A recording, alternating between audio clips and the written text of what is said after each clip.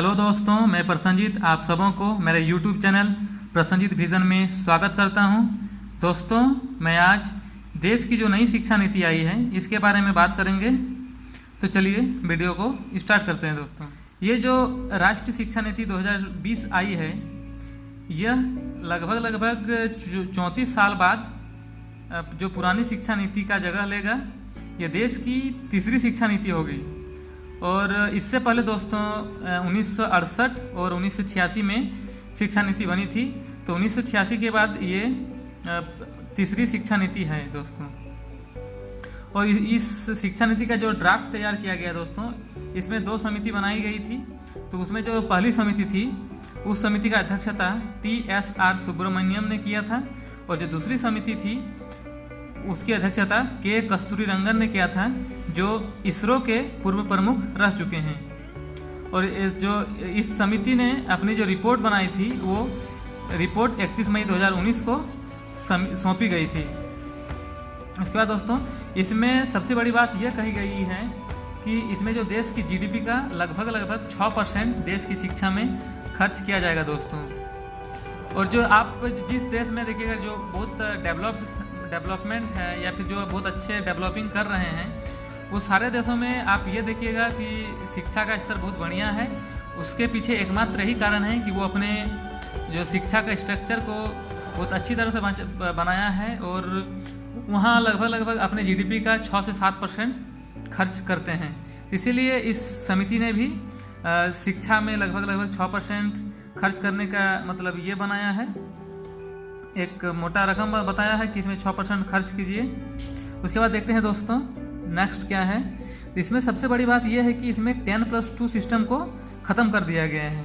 इसके बदले 5+3+3+4 स्ट्रक्चर को अपनाया जाएगा दोस्तों। और इसमें जो 5 का बात किया गया दोस्तों, इसका मतलब है इसमें 3 साल से 5 साल तक के बच्चे होंगे। इसमें कोई एग्ज़ाम नहीं होगा, ये सबसे बड़ी बात कही गई है। इसमें फ्री एजुकेशन पे ध्यान दिया जाएगा। इसके तहत प्री स्कूल और आंगनबाड़ी केंद्रों के तहत पढ़ाई को भी शामिल किया जाएगा दोस्तों। इसके बाद जो 3 है, इसका मतलब है इसमें 8 साल से 11 साल तक के बच्चे होंगे। और इसमें जो होगा कक्षा 3 से 5वीं तक के बच्चे रहेंगे। और इन 3 सालों में प्री प्राइमरी एजुकेशन पर ध्यान दिया जाएगा दोस्तों। उसके बाद फिर 3 आता है, और इसका मतलब है इसमें 11 से 14 साल यानी कक्षा 6वीं से 8वीं तक के बच्चे रहेंगे।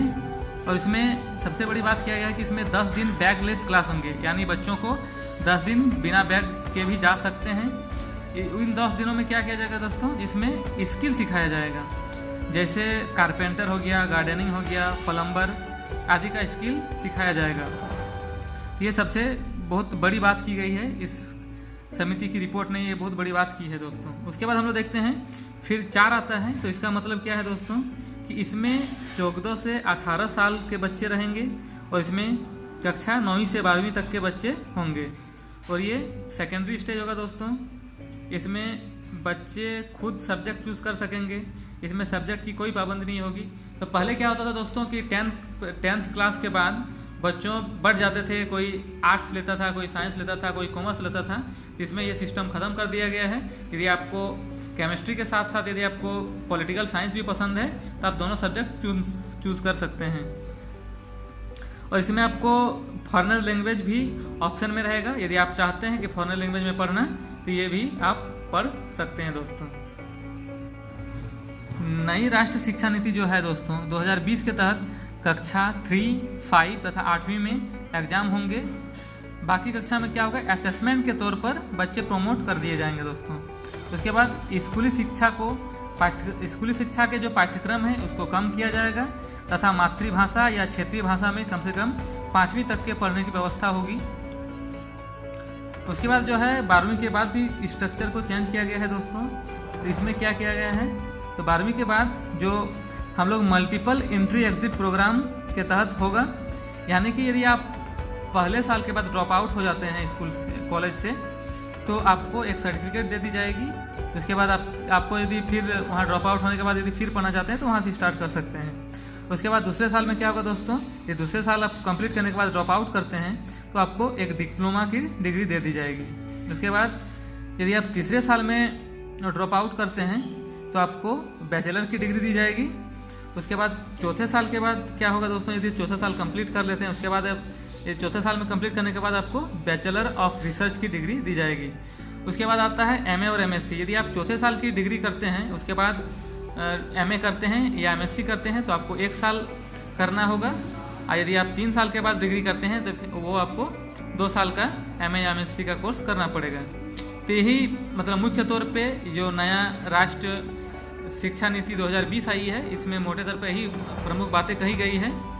तो दोस्तों ये वीडियो आपको पसंद आई है दोस्तों, तो वीडियो को आप लाइक और शेयर जरूर कीजिएगा और चैनल को सब्सक्राइब करना मत भूलिएगा दोस्तों। तो चलिए फिर से आपको नए टॉपिक में के साथ हम लोग जो आपके साथ आएंगे। धन्यवाद।